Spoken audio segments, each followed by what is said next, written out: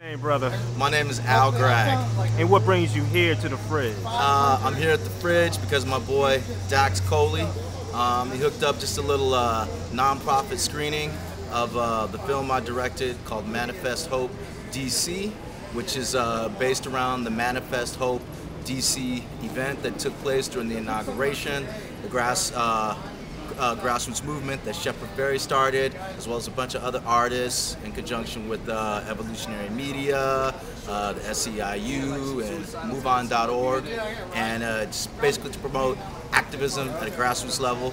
And the whole theme of the event, which comes across in my film, is promoting the ideas of green technology, workers' rights, in healthcare and education. And this is manifested through the arts, as you'll see, as kind of outlined in Obama's original platform, encapsulated by this whole theme of hope. But the documentary, has its own flavor. It really kind of captures the essence of that time and that spirit, and kind of inspires people, I hope, to kind of start their own grassroots movement, be it art, political, all tied together. And as you'll see in the film, we have some nice cameos by people who are known in the celebrity world, but were really just volunteers, like Rosario Dawson, Heather Graham, Michael Stipe, Moby, and they weren't paid to do this. They were volunteer activists, who lent their time to support. And in addition to meeting some of the great artists in the film, like Shepard Fairey and Mike Murphy, who else? I'll save some for, as a surprise so you can check out the film. But in addition to that, you see some great musical performances by Santo Gold and De La Soul. Yeah, it was definitely a result of me being in the right place at the right time. My friend Yossi was one of the producers of the event, along with Jennifer Gross. Jennifer's company is Evolutionary Media. They produced the event, and they were just kind enough to let me get some interviews, and it ended up that I kind of gutted it out and stayed and documented the whole thing.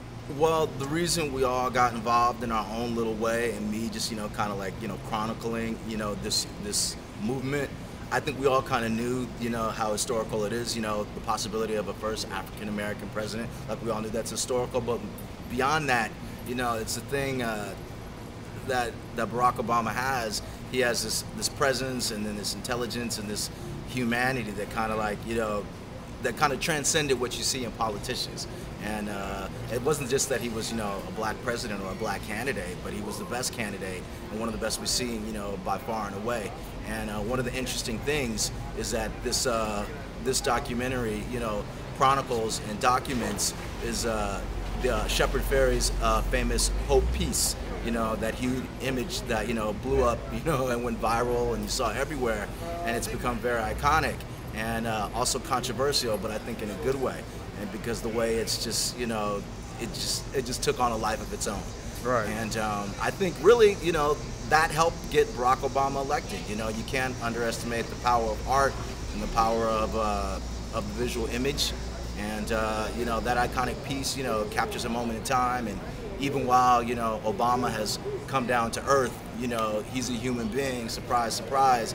It's, that image and the whole Manifest Hope DC movement, kind of captures that wonderful time in history. The way I got started with Manifest Hope DC is in, pretty much it started when somebody called me up and said, hey, I got a buddy of mine, he's in town, would you allow him to sleep on your couch? And I said, okay. And I already had one friend who already knew this third party, which is Alfred Gragg, the director. Came here with a camera and started, filming this thing. And then the last night we kind of really, because we were all having different hours. I was working, they were working on this project, and so we talked. And he was like, "Hey," and I was like, "Yeah, I edit." I was like, "Okay."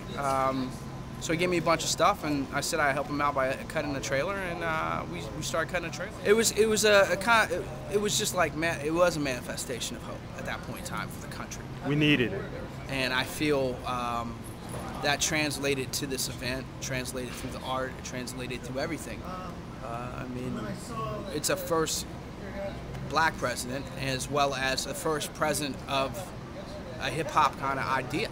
I mean, it's a guy who believed in microfinance. I mean, same like Russell Simmons and Def Jam. He had an idea, he decided he was going to run, and it picked up steam. I mean, a lot of it just by his ideas. I mean, his book the audacity to hope, going against this great monolithic machine, at least it felt like, the Bush administration, and how the fact that at this point in time, the David Goliath story, I believe it really did encapsulate that idea, and I think history will be defined by this moment in time. I mean, it's definitely a very amazing experience here in America.